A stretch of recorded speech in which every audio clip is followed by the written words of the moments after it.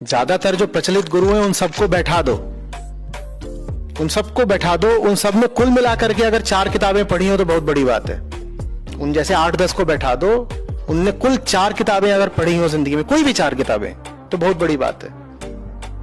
मैं नहीं कह रहा कि उन्होंने कोई धर्म ग्रंथ ही पढ़ा हो, उन्होंने इतिहास, भूगोल, विज्ञान, कहीं कोई किताब पढ़ी हो। ये वो है जिन्होंने कभी कुछ नहीं पढ़ा, कुछ नहीं जानते, और यही इनकी ताकत है कि ये कुछ नहीं जानते। क्योंकि जो आदमी थोड़ा भी जानता है ना, उसके भीतर लज्जा उठती है कि मैं कितना कम जानता हूं।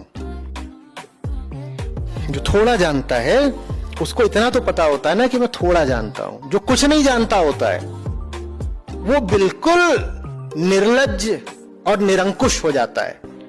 वो फिर बहुत धूम मचाता है, वो इतनी धूम मचाता है कि बोल देता है कि वेद गीता बेकार।